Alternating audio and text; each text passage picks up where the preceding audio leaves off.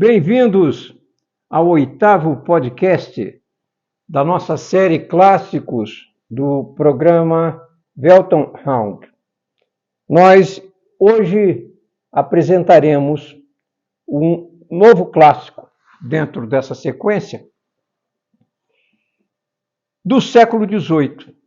Os nossos seguidores, nossos amigos e amigas, devem ter notado que nós estamos desenvolvendo essa apresentação de uma forma cronológica, buscando com isso também apresentar a vocês uma evolução dos acontecimentos ao longo da história, do pensamento e do conhecimento do homem, sobretudo a respeito dele mesmo.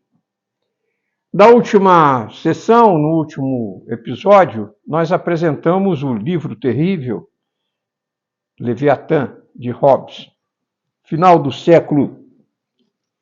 segunda metade do século XVII. Nós estamos agora no século XVIII. A desagregação do homem, a separação do social, do público e do religioso, as esferas que resumiam, que integravam a vida do homem até o início do Renascimento, essa desagregação se completou. Nós temos, então, agora no século XVIII, uma conjuntura espiritual completamente nova. O homem agora se entende capaz de chegar à verdade pela razão, sem Deus. Nós temos diversas variantes dessa pretensão. Nós temos desde o resumo desse poder sintetizado no espírito de Hegel, consumado na história e depois no Estado. Nós temos uma cristologia sem Deus e, como Hegel mesmo detectou, nós temos uma percepção da morte de Deus. É esse ponto que o homem no Ocidente é levado no século XVIII, levado pelas ondas do iluminismo, dos filósofos franceses e seus discípulos alemães, também escoceses, no caso de Burke, e nós temos então, nessa conjuntura, uma descrença, uma desnecessidade da religião na vida social. É nesse momento, nesse desenvolvimento, vão surgir várias obras, vários nomes importantes dessa etapa, como já comentamos aqui no último episódio. Montesquieu, Voltaire, Rousseau, Kant, Hegel, todos esses nomes vão conformar uma nova conjuntura de espírito e de ideias no campo da filosofia, no campo do conhecimento, ao passo que a teologia, a visão espiritual e religiosa da vida social, entra em declínio. Vamos então ao nosso clássico de hoje, que vai surgir nesta conjuntura. E vamos ver como ele se apresenta. Vamos colocar aqui alguma coisa sobre o seu desenvolvimento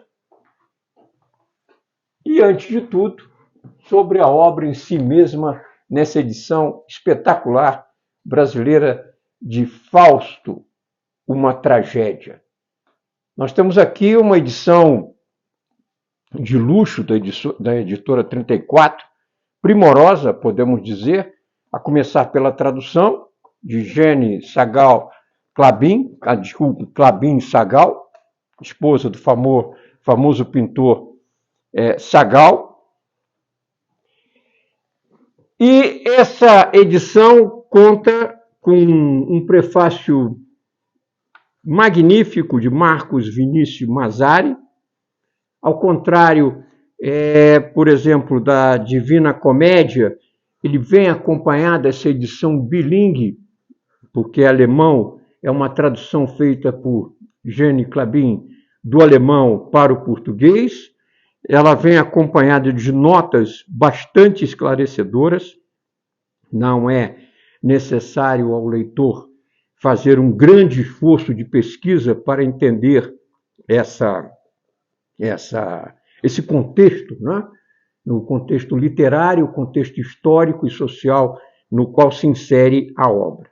As notas realmente são excelentes. Nós estamos tratando da parte 1, de Fausto.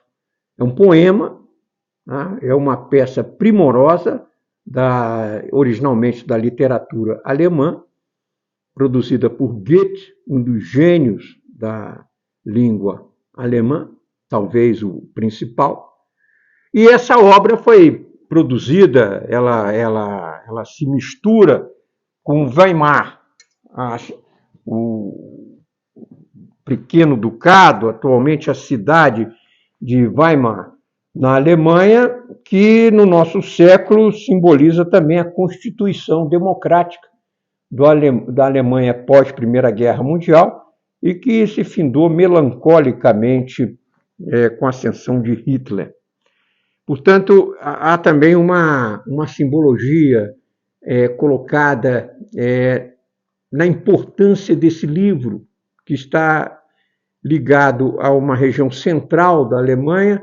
É uma bela cidade, muito bonita de ser visitada. A memória de Goethe está lá, no museu, na casa onde ele nasceu. Um acervo importante está lá exposto. Então, Weimar é um símbolo de uma Alemanha civilizada, do melhor da cultura alemã, que está muito bem representado nessa obra, que é o ponto alto da literatura alemã. Fausto, de Goethe, produzido na segunda metade de 1774, 72, e vai evoluir a produção dessa obra ao longo de toda a vida do autor. Já quando ele vai falecer em 1832, é aquele pouco tempo antes de morrer, vai concluir a segunda parte, o Fausto II, dessa obra magnífica, um poema magnífico, originalmente concebido para ser lido, não encenado, mas foi encenado várias vezes, é um desafio. Fausto é uma obra tão importante, é considerada a Ilíada dos tempos modernos. Nós iniciamos essa sequência de clássicos apresentando a Ilíada, estão bem lembrados, de Homero.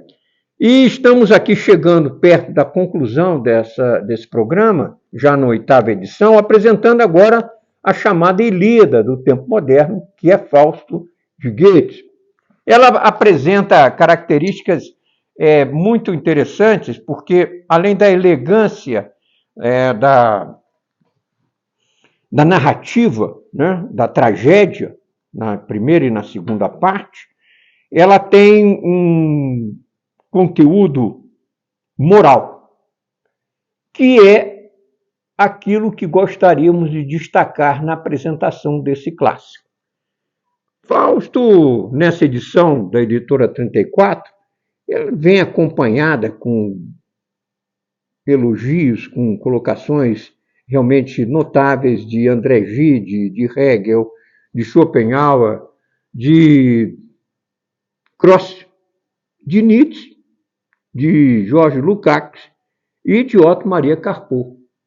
Todos eles destacando os aspectos humanos, os aspectos históricos, sociais, literários da obra. Mas o que nós gostaríamos de colocar aqui é essa obra no contexto a que nós nos referimos no início da nossa conversa. Nós estamos num século onde está para acontecer a Revolução Francesa, no final desse século XVIII, onde a religião é analisada num estudo natural das religiões de Edmund Burke, no qual a religião é desmoralizada. Nós temos o anticlericalismo crescendo em várias situações, isso vai culminar, explodir na Revolução Francesa, e nós temos a filosofia, a busca da verdade exclusivamente pela filosofia, pela razão, se abstraindo da fé. É nesse contexto que vai surgir a obra de Goethe, a obra-prima magna de Goethe. Qual é o tema de Fausto? Por que é uma peça tão forte, tão emocionante, tão trágica? Quem lê Ilíada e lê Fausto, vou colocar a minha opinião, não tem dúvida que o que está aqui contido nos toca muito mais. Está próximo da nossa atualidade, da nossa vida atual.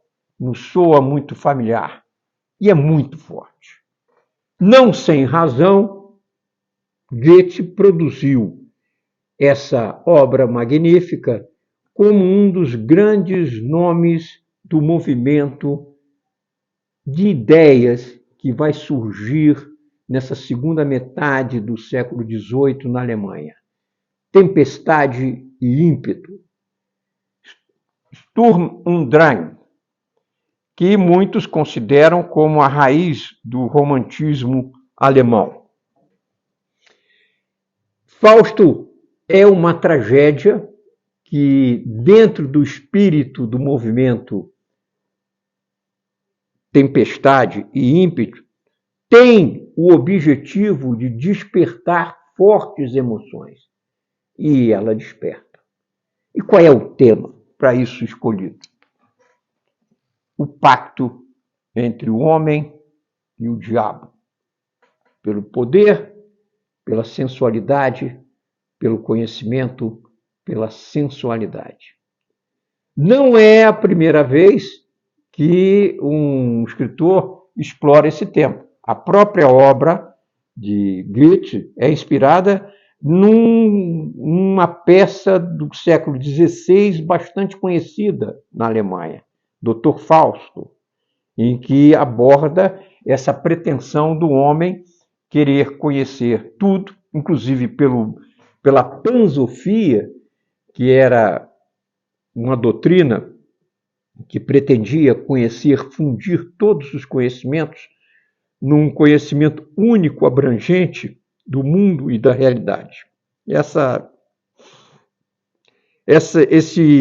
utopia da pansofia está lá no Fausto do século XVI e serve de base à construção que Goethe faz nessa sua peça, baseada também na sua experiência de jurista, de assessor do Duque de Weimar no século XVIII.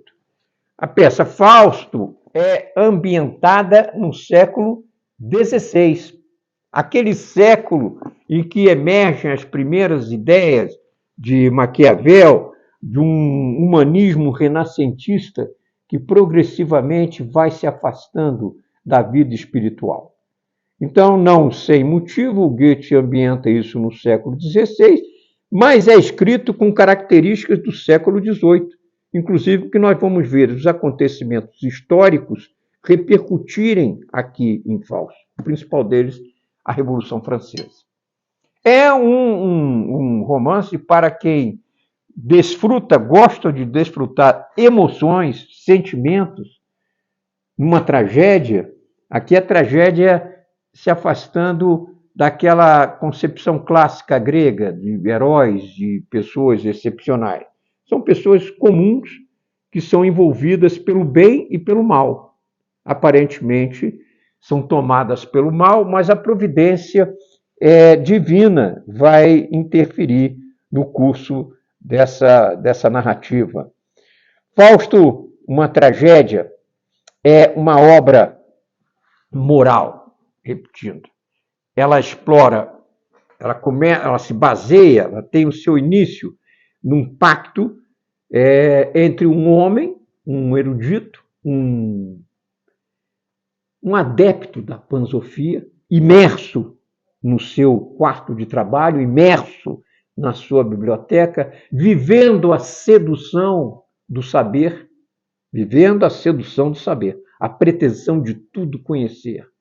Tá?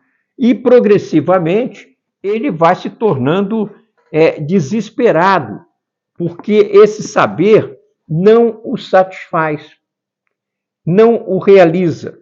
E vamos aqui escolher, pensar o primeiro momento que nós julgamos digno de nota aqui em Fausto, quando o doutor Fausto, imerso no seu trabalho, querendo reconhecimento, querendo conhecer, querendo abarcar com a sua leitura toda a realidade que o cercava, ele profere nesse trecho a seguinte frase: o que se ignora é o que mais falta faz, e o que se sabe, bem algum nos traz. Uma rima simples, né, num determinado trecho no tópico Diante da Porta da Cidade, em que ele lança essa reflexão que denota a enorme ansiedade que ele já vivia. E, nesse aspecto, o livro é precedido de um diálogo entre Deus e Mefistófeles, um demônio abaixo de Satã. Né?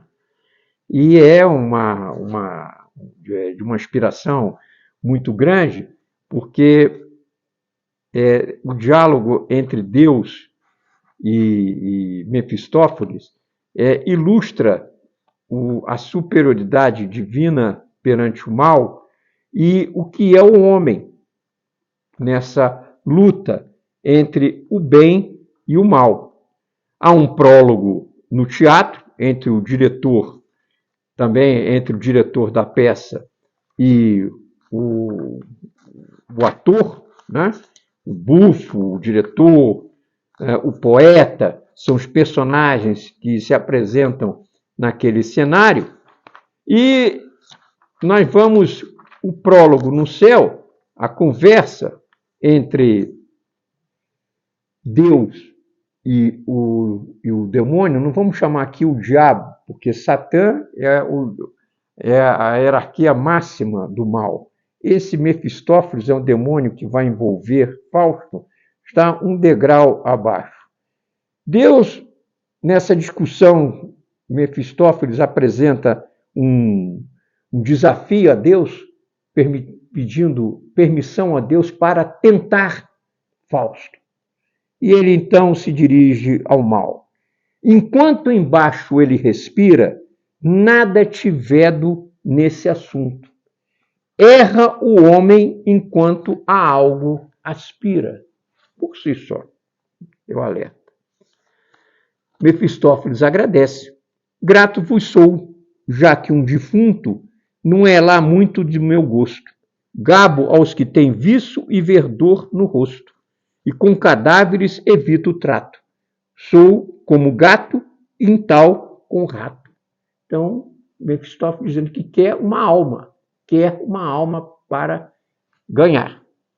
Altíssimo responde: pois bem, por tua conta o deixo.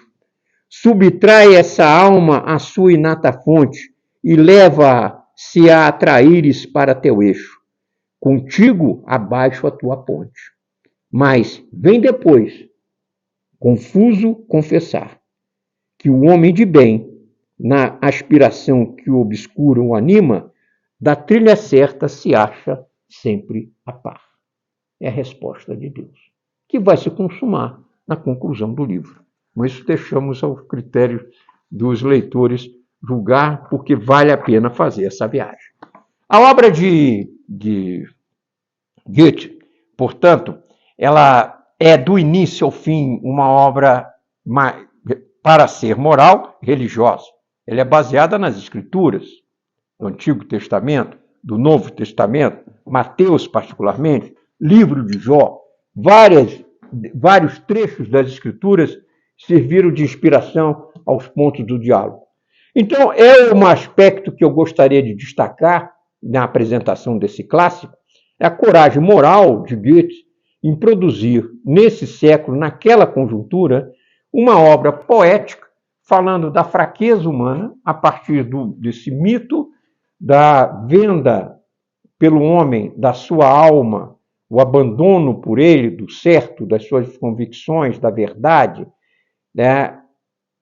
na revelação em prol de uma busca imediata de prazer, de sensualidade que o diabo, que o demônio vai oferecer. Realmente, Goethe consegue, estamos aqui tratando da primeira parte da obra, Goethe consegue esse efeito, e o livro é interessante porque Goethe pontua o desenvolvimento da obra com flashes do que está acontecendo no mundo naquela época. O Mefistófeles, o demônio, gritando para Goethe, enxergando lá de cima a Revolução Francesa. Vê como o povo está livre e à vontade. Fausto recomenda: convinha, acho, irmos-nos agora. Vamos nos afastar disso. Mefistófeles responde: espera um pouco, que a bestialidade vai revelar-se sem demora. Fausto assistiu à Batalha de Valmy, 1792, acompanhando o Duque de Weimar com o exército prussiano que marchou na direção de Paris e foi derrotado por uma força miliciana revolucionária francesa. Fausto, com a cultura dele, com a clarevidência que o seu estudo, sua reflexão lhe permitiram possuir, olhou o resultado da batalha, a derrota do melhor exército do mundo por uma força revolucionária miliciana e disse: uma nova etapa da história começou aqui hoje e nós estivemos aqui para assistir. Então, essa frase que eu acabei de citar também de Goethe mostra a sua capacidade prospectiva em relação ao que ia acontecer. Fausto passou a história como uma obra magnífica literária, mas merece ter sempre levado em conta o seu aspecto moral e religioso, que é o resgate que Goethe, o grande autor da língua alemã, promove nessa obra sem par na nossa modernidade. Espero, então, que tenham apreciado, se sentido estimulados a ler Fausto. Vale a pena, em momentos de autorreflexão, acompanhar esse pensamento fantástico que o autor, o melhor autor, o maior autor da língua alemã, desenvolve aqui. Fausto, uma tragédia. Até o próximo.